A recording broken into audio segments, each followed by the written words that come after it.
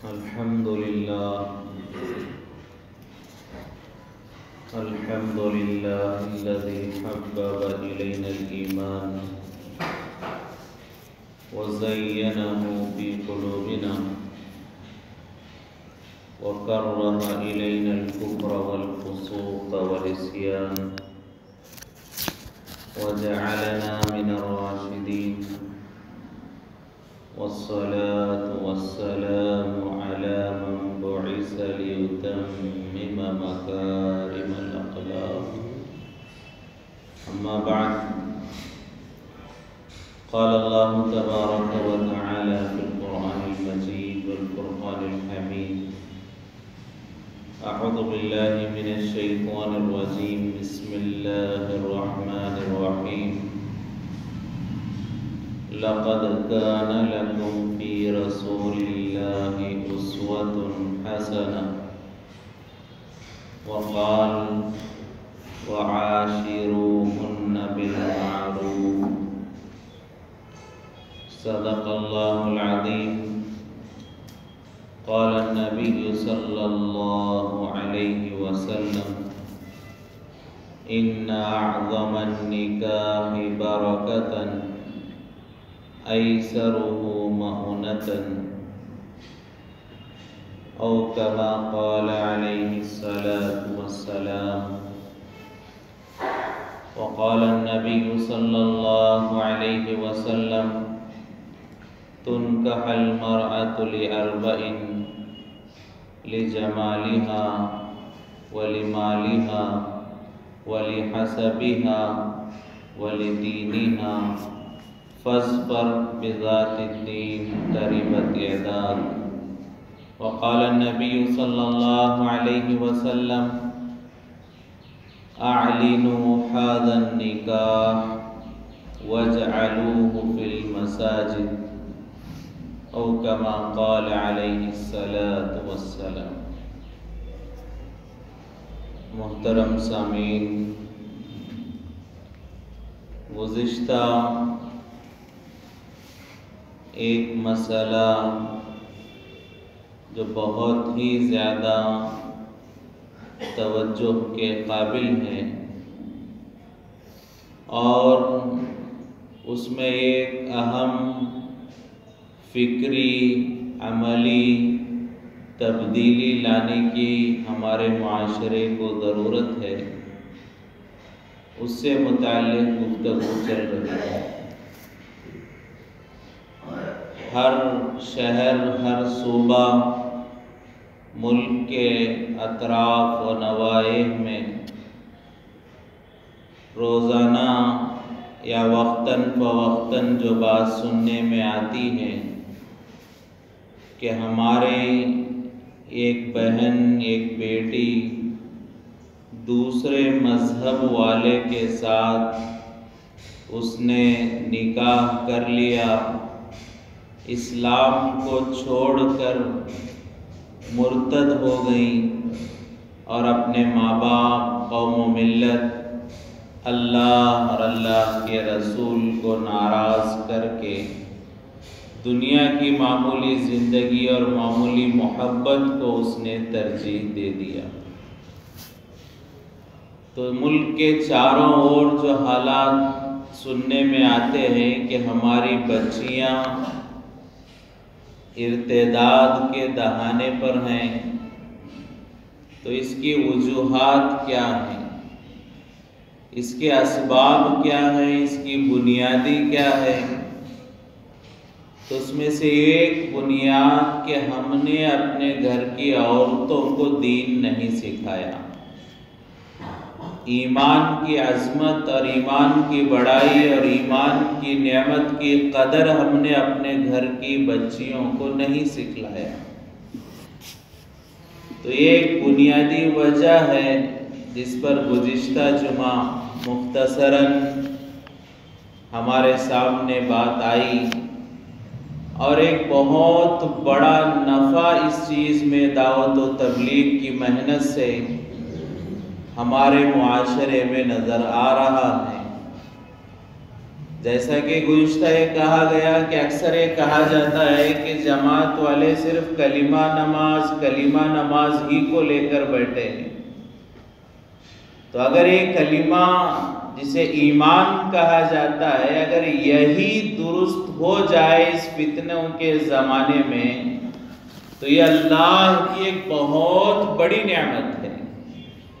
علماء اور اللہ والے فرما رہے ہیں کہ یہ جو زمانہ قیامت کے قریب کا ہے اس میں شیطان اور باطل اعمال پر حملہ نہیں کر رہا ہے، اس زمانے میں شیطان اور باطل ایمان پر حملہ کر رہا ہے۔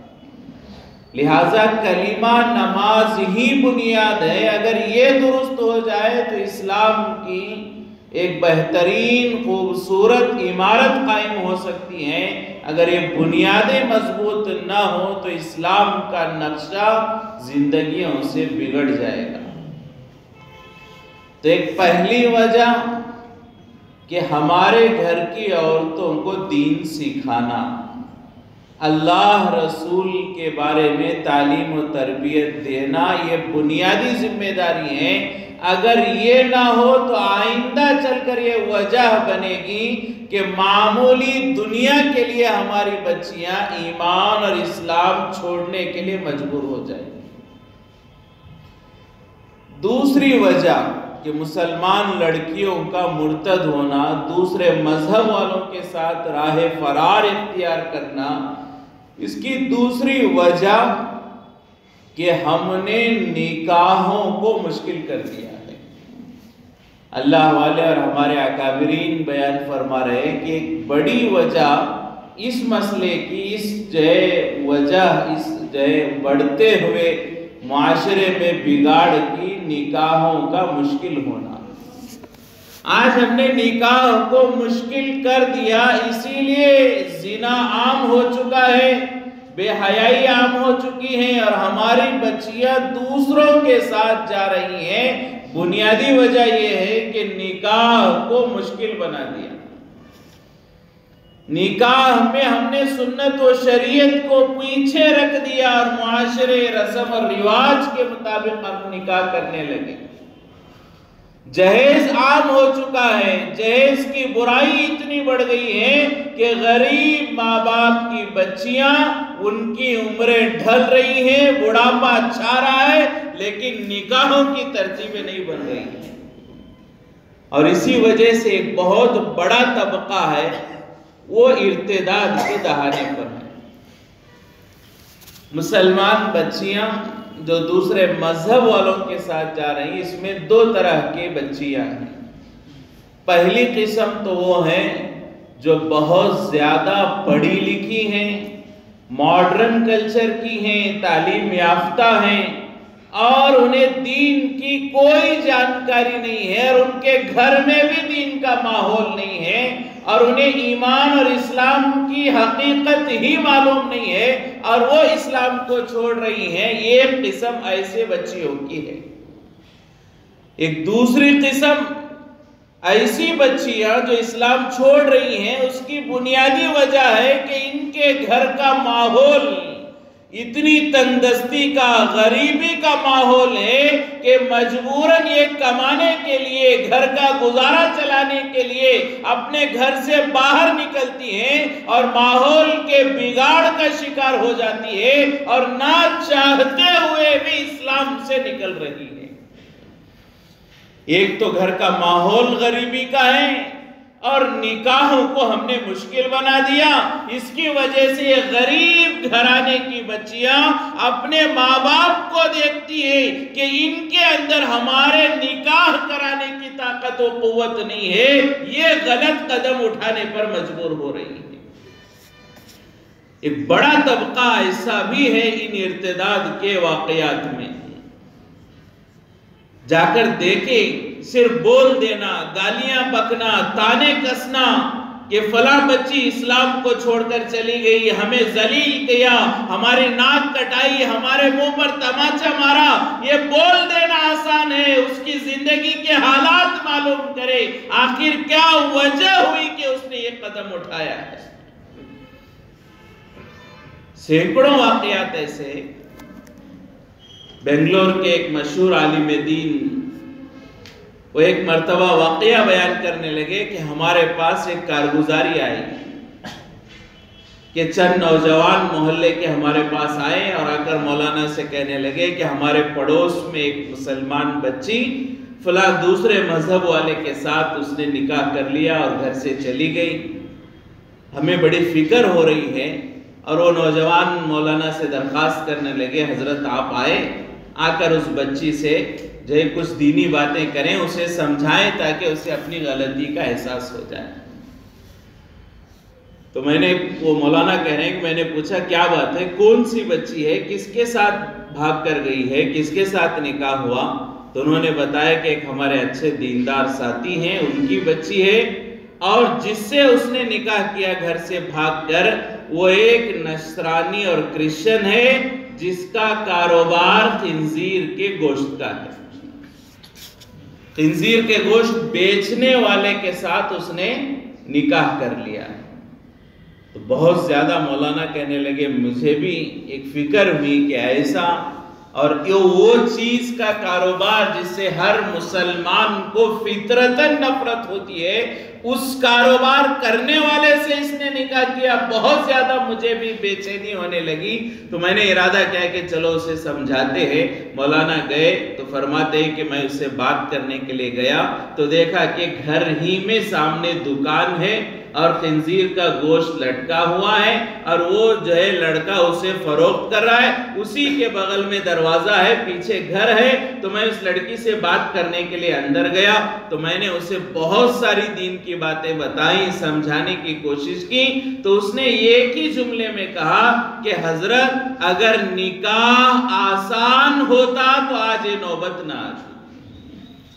وہ بچی کہنے لگی کہ میری نکاح کی عمر ہوئی، میرے باپ نے رشتہ تلاش کرنا شروع کیا، کئی نوجوان آتے اور دیکھ کر یہ کہتے کہ بچی کا رنگ بھی صحیح ہے، اخلاق بھی صحیح ہے، بچی کا کردار بھی صحیح ہے، اور ہمیں بچی پسند بھی ہے، لیکن جوڑے میں جہیز میں اتنی رقم چاہیے اور ہمارے والد کے پاس اس کی طاقت نہیں تھی۔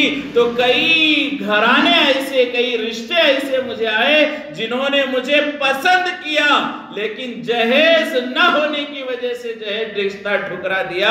اور میرے ماں باپ تھے کہ رات بھر رو رو کر کروٹ بدل بدل کر آنسو بہاتے ہوئے گزارتے کہ آخر ہمارے سر کا، سینے کا بوجھ کب ہلکا ہوگا اور کب ہماری بچی کا نکاح ہوگا۔ میرے ماں باپ کا وہ گھٹنا اور روزانہ گھٹ گھٹ کر مرنا مجھ سے دیکھا نہیں گیا، اور میں نے کئی خود رشتے تلاش کیے، لیکن وہاں بھی ہر جگہ جہیز ہی بنیادی مقصد بنا ہوا تھا۔ جب کوئی کوشش میری کارآمد نہیں ہوئی، کوئی مسلمان نوجوان بغیر جہیز کے مجھ سے نکاح کرنے کے لیے آگے نہیں بڑھا، تو میں نے مجبوراً اس خنزیر فروخت کرنے والے نصرانی سے میں نے نکاح کیا۔ اور آج بھی اس لڑکی نے کہا آج بھی مولانا اگر آپ مجھے کوئی ایسا لڑکا دکھا دیں جو بغیر جہیز کے نکاح کرنے تیار ہو، یا اس سے بڑھ کر اس لڑکی نے کہا، مولانا فرمانے لگے کہ اس لڑکی نے کہا میں جانتی ہوں کہ آپ شادی شدہ ہے، پھر بھی اگر آپ دوسرے نکاح کے طور پر بھی مجھ سے بغیر جہیز کے نکاح کرنے کے لیے تیار ہے، آج بھی میں اسلام میں آنے کے لیے تیار ہوں۔ میرا اسلام چھوڑنا کوئی اسلام سے ناراضگی نہیں ہے، مجھے بھی اللہ سے محبت ہے، اللہ کے رسول سے محبت ہے، حضور کی قربانیاں میرے سامنے ہے، اسلام کی حقانیت ہے، جہنم اور جنت میرے سامنے ہے، لیکن میں اپنے ماں باپ کو تڑپتا ہوا نہیں دیکھ سکتی، اس لیے مجبوراً میں نے یہ قدم اٹھایا ہے۔ تو صرف تانے کس دینا، جذبات میں آ کے یہ کہہ دینا کہ فلاں مسلمان بچی نے غیر سے نکاح کر دیا، اس کے ماں باپ نے کیا تربیت کی تھی، اس کے ماں باپ نے کیا کیا، اس نے ہمارے منہ پر تماچا مارا، قوم کو ذلیل کیا، اتنا کہنا کافی نہیں ہے، تحقیق کرنے کی ضرورت ہے۔ تو ایک بڑا طبقہ اس مسئلے میں ایسا ہے جس کی وجہ ہمارا معاشرہ ہے، ہمارے مہنگے نکاح ہیں، لاکھوں کروڑوں روپے ہم نکاح نکاح میں خرچ کرتے ہیں، اور ایسے بہت سارے جو ہے قیودات اور شرائط نکاح میں لڑکی کے والد پر لگائے جاتے ہیں کہ لڑکیاں کی عمر ڈھل رہی ہے، باپ اتنے پیسے اکٹھا کرتے کرتے بچیوں کی عمریں نکل رہی ہیں۔ تو اس میں یہ غلطی ہماری بھی ہے، ہماری بچیاں ارتداد کے دہانے پر ہیں تو اس کے ذمہ دار ہم خود مسلمان مرد ہیں، اور ہمارا معاشرہ ہے کہ ہم نے اسے ایسے بگاڑ کر رکھ دیا۔ حالانکہ شریعت نے کیا سکھلایا؟ نکاح بہت آسان ہے، اور نبی کریم صلی اللہ علیہ وسلم نے آسان طریقے پر نکاح کر کے بھی دکھلایا، اپنی بچیوں کا نکاح کرایا، صحابہ نے نکاح کیے اپنے، اور حضور نے ارشادات میں بھی بیان فرمایا۔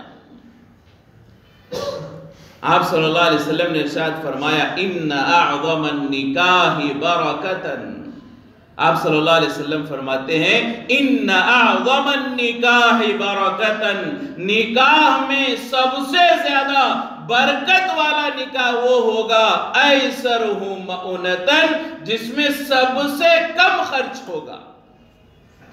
جس نکاح میں سب سے کم خرچ ہوگا اس نکاح میں سب سے زیادہ برکت ہوگی۔ لیکن آج ہمارا معاشرہ کیا ہے؟ ہم بہت زیادہ خرچ کرتے ہیں اور یہ سوچتے ہیں کہ اس سے ہماری بچیاں خوش رہے گی، ان کی زندگی میں برکت آئے گی۔ یہ نبی کے تعلیمات کے خلاف ہم امید کر رہے ہیں۔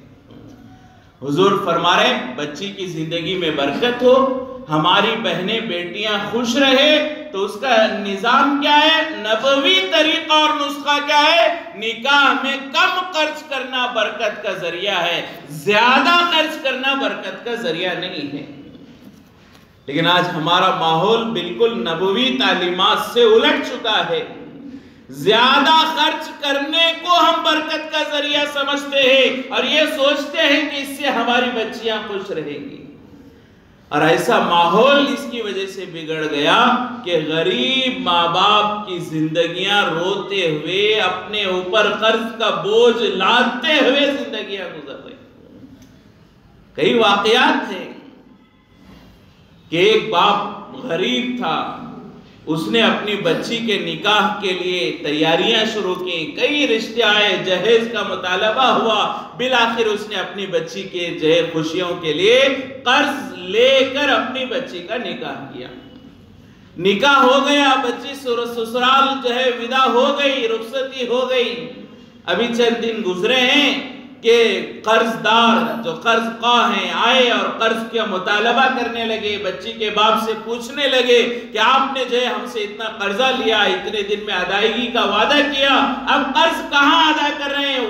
جو ہے پریشان کرنے لگے۔ بچی کو اس کی خبر ملی، کسی رشتہ دار نے بتایا کہ تمہارے باپ نے تمہارے شادی کے لیے قرض لیا تھا، اب وہ قرض خواہ آ رہے اور تمہارے باپ کو ذلیل کر رہے اور اسے پریشان کر رہے ہیں۔ جیسے یہ بات سنی تو اس بچی کو دل کا دورہ پڑا اور فوراً انتقال ہو گیا۔ پھر وہ جنازہ گھر آیا تو باپ جو ہے بیٹی کے جنازے کو دیکھتے ہوئے روتے ہوئے کہا کہ میں نے تجھے جہیز میں سب دیا، ایک چیز کی کمی اب محسوس ہو رہی ہے، کاش کہ میں تجھے کفن بھی دے دیتا۔ کفن ایک میں نے نہیں دیا، آج اس کی ضرورت پڑ رہی ہے، کاش کہ میں تیرے جہیز میں کفن بھی دے دیتا۔ تو آج ہمارے معاشرے کا یہ حال ہے، غریب بچیوں کو کیا ظلم ہو رہا ہے ہم اس کا اندازہ لگائیں، معلوم کریں مسلمانوں کے حالات کیا ہیں۔ غریب ماں باپ کیسی تنگیوں سے گزر رہے ہیں، سودی قرض اٹھا رہے ہیں، جائیدادیں فروخت کر رہے ہیں، آبائی جو ہے گھر بیچ رہے، صرف کس لیے؟ بچیوں کا نکاح کرنے کے لیے، جہیز کا سامان اکٹھا کرنے کے لیے۔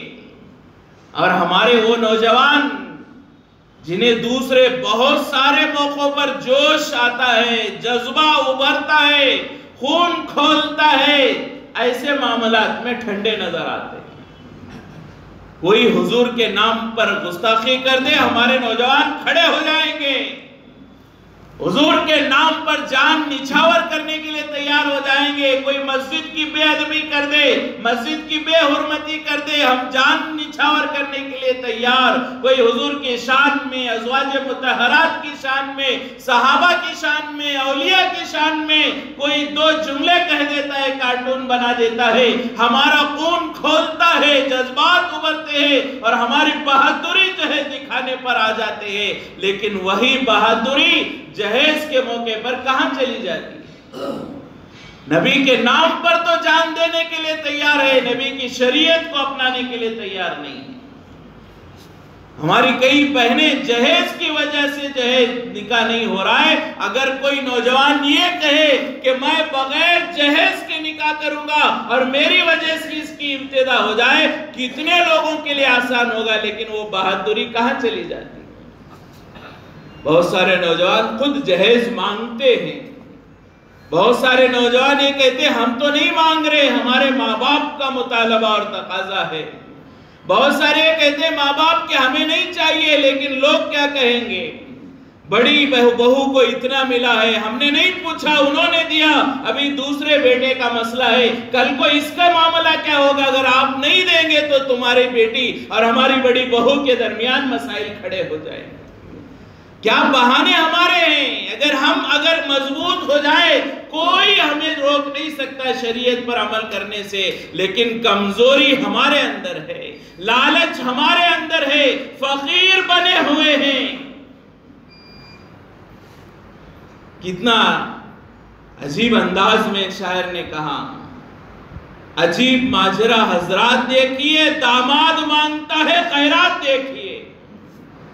عجیب ماجرا حضرات دیکھیے, داماد مانگتا ہے خیرات دیکھیے کہ مجھے گاڑی چاہیے, مجھے کار چاہیے, مجھے جوڑے میں جہیز میں اتنے لاکھ روپے چاہیے.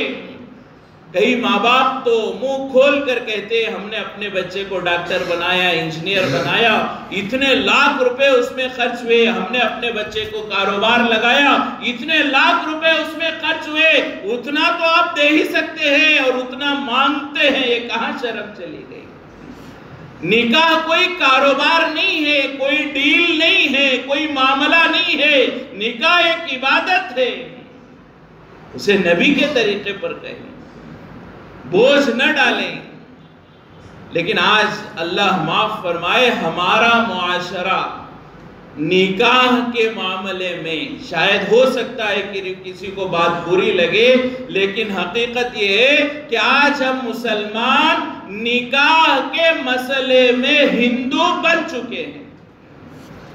اس میں کوئی دوسری رائے نہیں ہے. نکاح کے معاملے میں آج ہم مسلمان ہندو بن چکے ہیں.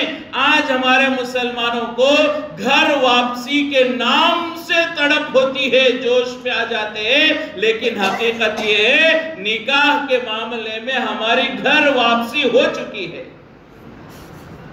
یہ کہاں کا اسلامی نظام ہے؟ کون سا مسلمان ہے شریعت کی روشنی میں جو لڑکی والوں سے جہیز لیتا ہے؟ مسلمان کہاں ہوگا؟ کیا شریعت اسے مسلمان کہتی ہے؟ کیا شریعت میں نکاح کے مسائل میں, نکاح کی تعلیمات میں یہ بتلایا گیا کہ لڑکی سے کوئی سامان لے؟ تو یہ نہیں ہے تو ہم کر رہے, تو اس معاملے میں ہم مسلمان نہیں ہیں. صرف 5 وقت کی نماز پہلی صف میں آگے پڑھنا, زندگی میں 2-3 حج 50 عمرے کر لینا اسلام نہیں ہے. نکاح بھی نبی کے طریقے پر ہو, یہ اسلام ہے.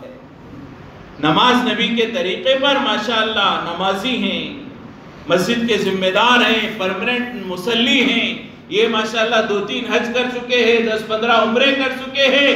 یہ پورا دین نہیں ہے. نکاح دیکھو, نکاح میں اگر اس کے گھر میں بہو آ رہی ہے اور جہیز کا سامان یہ مانگ رہا ہے تو یہ دیندار نہیں ہے. ہو سکتا ہے یہ نماز کے معاملے میں مسلمان ہو, روزے کے معاملے میں مسلمان ہو, حج کے معاملے میں مسلمان ہو, یہ نکاح کے معاملے میں مسلمان نہیں ہے.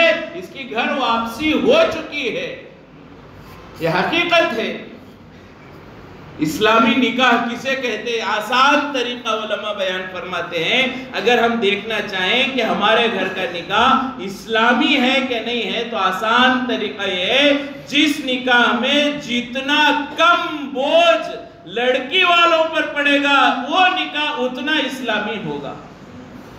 جس نکاح میں جتنا کم بوجھ لڑکی پر ہوگا وہ اتنا اسلامی ہوگا. جتنا زیادہ بوجھ لڑکی والوں پر نکاح میں ڈالے وہ اتنا زیادہ ہندوانہ رسم ہوگا. یہ تو ہمارے شریعت میں ہے ہی نہیں ہے.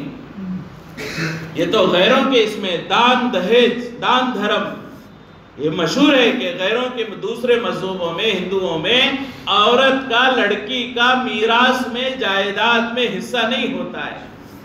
لڑکی کا جائیداد میں حصہ نہیں ہوتا ہے. اسے نکاح کے موقع پر دان دہیج دے کر ودا کر دیا جاتا ہے, بیاہیا جاتا ہے کہ جو کچھ ہم نے شادی میں دے دیا اب یہی ختم, اب اسے جائیداد میں حصہ نہیں ہے. لیکن اسلام وہ نہیں ہے. اسلام میں عورت کو جائیداد میں حصہ ہے, نکاح میں جہیز اسلام میں نہیں ہے.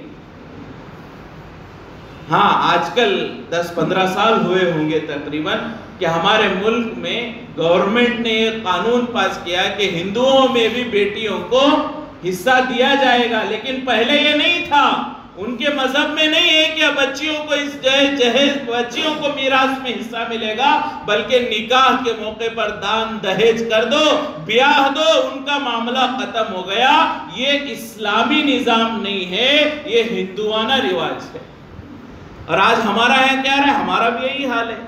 دھوم دھام سے لاکھوں روپے خرچ کر کے بہنوں کا نکاح بھائی کرا دیتے ہیں, اور بعد میں بہنوں کا حصہ مسئلہ آ جائے, جائیداد میں حصہ دینا ہے, تو ہم کہتے ہیں ہم نے اتنے لاکھ روپے خرچ کر کے نکاح کیا, اب انہیں جائیداد میں کہاں حصہ ملے گا. یہ وہی عقیدہ ہے جو غیروں کا, مسلمانوں کا عقیدہ نہیں ہے. کتنے بھائی کہتے ہیں 90% بھی کہا جائے تو شاید کم نہ ہوگا, اتنا مسلمان معاشرہ آ جائے بہنوں کو جائیداد دینے کے معاملے میں یہ کہہ دیتے ہمارے ابا نے بہت کچھ انہیں اپنی زندگی میں دے دیا, نکاح میں لاکھوں کروڑوں خرچ کر دیے, اب انہیں بہنوں کو حصہ نہیں دیں گے, کیا ضرورت ہے, ان کا جو کچھ حصہ تھا شادیوں میں دے دیا. یہ مسلمانوں کا عقیدہ اور اسلامی تعلیمات نہیں ہے, یہ غیروں کا عقیدہ اور غیروں کی تعلیمات ہے. تو اسلامی تعلیمات میں جائز نہیں ہے. حضور پاک صلی اللہ علیہ وسلم نے جو تعلیمات بتلائی ہیں اس میں لڑکی والوں پر بوجھ نہیں ہے, بالکل نہیں.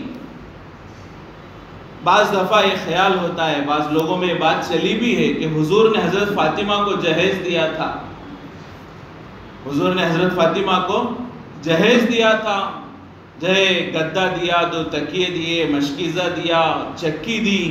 تو حضور نے اپنے زمانے کے حالات کے مطابق کچھ جہیز دیا تھا, اور آج ہم ماں باپ آج کے زمانے کے اعتبار سے جہیز دے رہے, تو حضور نے بھی جہیز دیا تھا, ہم بھی جہیز دے رہے, اس میں برائی کیا ہے. بعض لوگ کہتے ہیں حضور نے بھی دیا تھا اپنی بچی حضرت فاطمہ کو, تو ہم بھی دے رہے ہیں, اس میں کیا برائی ہے. تو ایسا کہنے والے پورے شریعت کو ہمیں جاننے کی ضرورت ہے. حضور کی صرف ایک بیٹی نہیں ہے, 4 بیٹیاں ہیں. حضور کی ایک بیٹی حضرت فاطمہ نہیں ہے, ساتھ میں حضرت زینب بھی ہے, ام کلثوم بھی ہے, رقیہ بھی ہے. تو ہم اگر جہیز دینا سنت ہوتا یا شریعت میں ہوتا تو حضرت فاطمہ کو حضور دیتے, باقی 3 بیٹیوں کو نہ دیتے. ایسا نہیں ہوا. حضور نے زینب کو جہیز نہیں دیا, ام کلثوم کو حضور نے جہیز نہیں دیا, حضرت رقیہ کو حضور نے جہیز نہیں دیا, حضرت فاطمہ کو کچھ کا سامان دیا. وجہ کیا ہے؟ اس لیے کہ وہ جہیز نہیں تھا. حضرت فاطمہ حضور کی بیٹی تھی, اور ان کے شوہر حضور کے داماد حضرت علی کے ذمہ دار بھی حضور ہی تھے. حضور جب حضرت فاطمہ کا نکاح کر رہے تھے صرف لڑکی والے نہیں تھے حضور لڑکے والے بھی تھے. حضور کے داماد حضرت علی نکاح سے پہلے حضور کے گھر میں رہا کرتے. ان کے والد ابو طالب کے انتقال کے بعد حضور ہی حضرت علی کے سرپرست تھے, لہٰذا حضور لڑکی والوں کی طرف سے جہیز نہیں دے رہے بلکہ پوری تاریخ اور سیرت معلوم کرے. حضور نے نکاح کا ارادہ کیا تو علی سے پوچھا, اے علی گھر کا خرچہ ہے, مہر ہے, پیسے ہیں تمہارے پاس؟ تو حضرت علی نے کہا اللہ کے رسول میرے پاس تو کچھ پیسہ نہیں ہے. تو حضور نے کہا کہ تمہارے پاس وہ زرہ تھی, جو زرہ تھی تمہارے پاس, میں نے دیکھا تھا. تو حضرت علی نے سوچا کہ شاید وہ لڑائی جہاد میں استعمال ہونے والا سامان ہے، اس لیے میں نے اپنی جائیداد میں اپنے سامان میں حضور کو نہیں بتلایا تھا۔ تو حضرت علی نے کہا ہاں اللہ کے رسول وہ تو زرہ ہے، جہاد میں استعمال ہوتی ہے۔ تو حضور نے کہا اس زرہ کو بیچو اور نکاح اور مہر کی تیاری کرو۔ حضرت علی گئے، اس مہر کو جو ہے زرہ کو حضرت عثمان کو بیچا، حضرت عثمان نے اسے خریدا، وہ اپنے حضرت علی نے اپنی زرہ بیچ کر جو پیسے آئے تھے ان پیسوں کو لا کر حضور کو دیا۔ حضور نے حضرت علی کے پیسوں میں وہ چکی خریدی ہے، مشکیزہ خریدا ہے، وہ گدا خریدا ہے، وہ تکیہ خریدا ہے۔ حضور نے اپنے پیسوں سے جہیز نہیں دلایا ہے۔ یہ جو کہتے ہیں کہ حضور نے جہیز دیا، حضور نے اپنے پیسوں سے، کوئی کسی کتاب میں ہو تو معلوم نہیں، تاریخ میں تو یہ باتیں نہیں ملتی ہے کہ حضور نے حضرت زینب کو، ام کلثوم کو، حضرت رقیہ کو جہیز دیا ہو یا حضرت فاطمہ کو حضور نے اپنے پیسوں سے جہیز دیا ہو، یہ بات نہیں ملتی ہے۔ تو حضرت علی نے اپنی زرہ بیچی، اس میں سے کچھ رقم مہر میں ادا کی گئی، کچھ رقم سے گھر کا سامان حضور نے دلوایا۔ کیوں؟ اس لیے کہ حضور لڑکے والے بھی تھے، حضرت علی کے بھی ذمہ دار اور سرپرست حضور ہی تھے، لہٰذا حضور نے یہ سب ترتیب بنائی ہے، ورنہ یہ کہہ دینا حضور نے جہیز دیا تھا یہ غلط ہے۔ یہ جو معمولی سامان حضور نے دیا تھا وہ اپنی فاطمہ کو نہیں، حضرت علی سے اس کی رقم لے کر اس کا پورا نظام حضور پاک صلی اللہ علیہ وسلم نے بیان کیا۔ تو لڑکی والوں پر بوجھ ڈالنا یہ اسلام میں نہیں ہے، جہیز اسلام میں نہیں ہے، لیکن آج ہم نے جہیز کو عام کر دیا، مانگتے ہیں، کھل کر مانگتے ہیں کہ اتنا جہیز چاہیے، اور اس کی وجہ سے نکاح مشکل ہو رہا ہے، اور جہاں نکاح مشکل ہوگا وہاں زنا آسان ہوگا۔ دیکھیں آج بہت سارے نوجوان ہیں، ان کے حالات وہ خود جانتے ہیں، لیکن ہم میں سے بہت سارے بوڑھے ہیں، ادھیڑ عمر کے ہیں، آج ہمیں وہ جذبات نہیں ہوں گے، لیکن یاد کریں جب ہم جوان تھے، جب ہماری جوانی کی عمر تھی، اس وقت میں خواہشات پر قابو پانا ہمارے لیے کتنا دشوار تھا۔ فرمایا کہ آج کل کی عمر میں لڑکیاں 10-11 سال کی عمر میں بالغ ہو رہی ہیں، لڑکے 13-14 سال کی عمر میں بالغ ہو رہے ہیں، اور اس کے بعد جو ہے ان کا نکاح نہ کرایا جائے، نکاح تاخیر سے کرائے جائے، تو وہ بچے اور بچیاں اپنے خواہشات پر قابو پانا کتنا مشکل ہوگا ہم صرف تصور کر کے دیکھیں۔ ایسے میں ہم نے نکاح کو اتنا مشکل کر دیا کہ لڑکی 10-11 سال میں بالغ ہو رہی ہے، 25-30-35 سال میں جا کر اس کا نکاح ہو رہا ہے، 15-20 سال اس سے جو گناہ ہوں گے اس کے ذمہ دار ہم سب مسلمان بھی ہیں، کیونکہ ہم نے نکاح کو مشکل قرار دے دیا۔ آج ہمارے نوجوان مسلمان پورے اسلام پر عمل نہ کریں، ہمارے نوجوان مسلمان پورے اسلام پر عمل نہ کریں، کم از کم صرف نکاح ہی کو اسلامی طریقے پر کر لے، ہمارے ملک میں لاکھوں بچیاں وہ خود بخود اسلام میں داخل ہو جائیں، ہمیں کسی اور محنت کی ضرورت نہیں۔ بہت ساری بچیاں ایسی ہیں ملک میں جو اس مسئلے میں مبتلا ہیں کہ ہندو گھرانے میں بھی دوسرے مذاہب میں بھی جہیز کی لعنت کی وجہ سے ایک بڑی تعداد لڑکیوں کی ایسی ہے جو گھروں میں بیٹھی ہے۔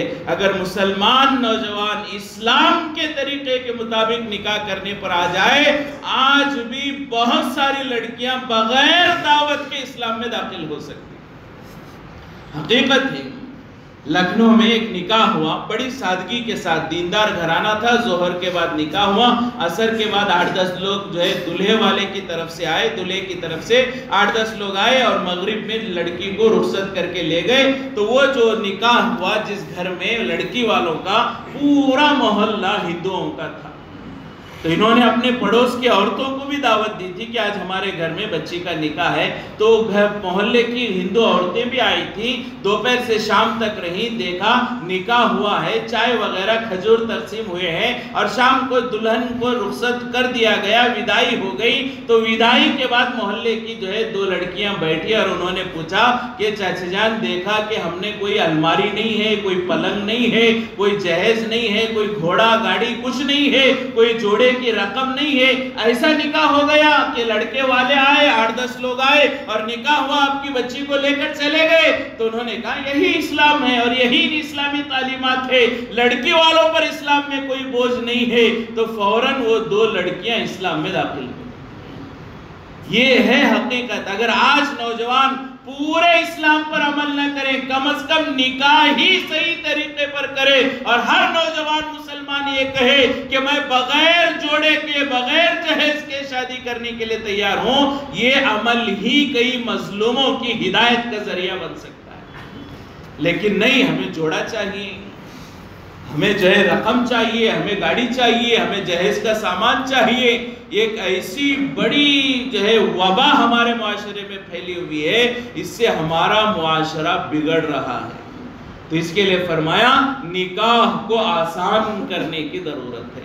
نکاح جتنا آسان ہوگا, بچیوں کے نکاح آسان ہوں گے, تو ہماری بچیاں غیروں کی طرف متوجہ ہونے سے بچیں گی اور دوسرے مذہب والوں سے تعلقات قائم کرنے سے بچیں گی. لہٰذا نکاح کو آسان کرنے کی ضرورت ہے. حضور پاک صلی اللہ علیہ وسلم نے فرمایا سب سے برکت والا نکاح وہ ہے جس میں سب سے کم خرچ ہو. کم خرچ کے ساتھ نکاح کریں. بعض لوگ سادگی کے الگ الگ معنی ہیں. بعض لوگ یہ کہتے کہ میں 50 لاکھ خرچ کرنے کی طاقت رکھتا تھا, لیکن میں نے 25 لاکھ میں اپنی بچی کا نکاح کیا, میں نے سادگی سے کیا. یہ سادگی نہیں ہے. اس نے اپنے اعتبار سے 50 کی طاقت ہونے کے باوجود 25 میں اس نے نکاح کیا, لیکن اس 25 لاکھ کو دیکھ کر کتنے غریبوں کے جنازے نکلے ہیں وہ اس کو نہیں, اللہ کو معلوم ہے. آج ہم سب سمجھتے ہیں میں نے بہت سادگی کی ہے. سادگی نہیں ہے نکاح میں. نکاح میں حضور نے فرمایا کم خرچ میں نکاح کرو, کم خرچ میں. ورنہ سادگی کو اگر ہم معیار بنا لے تو ہر آدمی اپنے مال کے اعتبار سے سادگی سمجھے گا اور اس سے نیچے والوں کو وہ بہت زیادہ خرچ نظر آئے گا. وہ مثال دے کر کہتے ہیں ایک بھیڑیا اور اونٹ کی جو ہے دوستی ہو گئی. جنگل میں بھیڑیا اور اونٹ کی دوستی ہو گئی. روزانہ شام کو دونوں تفریح کیا کرتے. تو ایک دن جو ہے تفریح کرنے لگے, راستے میں ندی آ گئی. بھیڑیے نے اونٹ سے کہا کہ میں ندی کے پار جا کر وہاں سیر کرنا چاہتا ہوں, لیکن بیچ میں ندی ہے. اونٹ سے کہا آپ جا کر دیکھیں, آپ چونکہ لمبے ہیں, قد آپ کا اونچا ہے, آپ جا کر دیکھیں پانی کتنا ہے مجھے بتا دیں.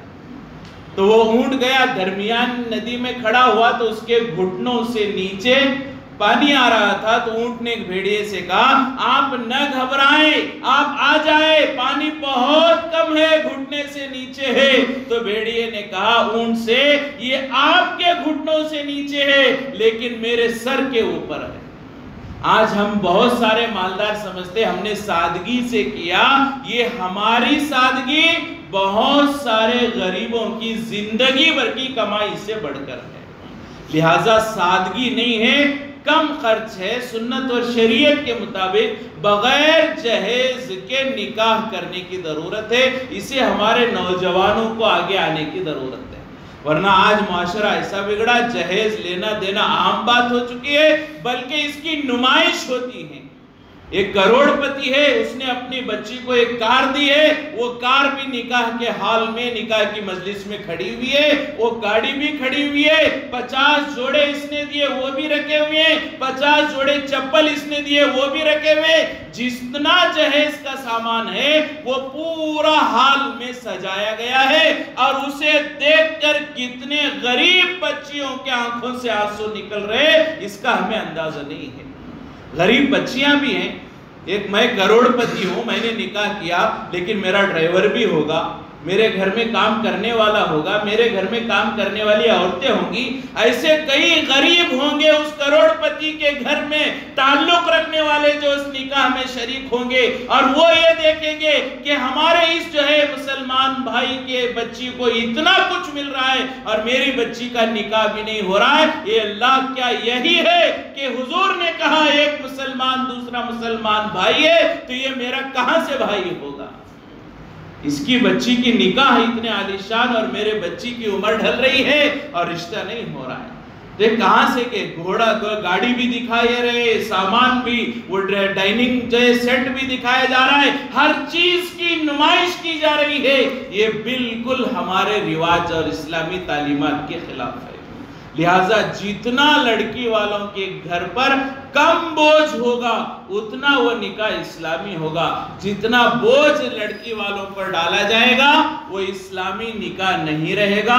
اسی وجہ سے علماء فرماتے ہیں معاف کیا جائے، کسی کو برا لگے لیکن علماء فرماتے ہیں حقیقت ہے نکاح کے مسئلے میں ہماری ایک بڑی تعداد مسلمانوں کی وہ ہندو بن چکی ہے، لہٰذا ہمیں اسلامی تعلیمات کو نکاح میں اپنانے کی ضرورت ہے، تب جا کر یہ مسئلہ حل ہو سکتا ہے کہ ہماری نوجوان بچیاں ہمارے مذہب کو چھوڑ کر دوسروں کے ساتھ جو نکاح کر رہے ہیں اس میں کمی آ سکتی ہے، ہم نکاح کو آسان کریں۔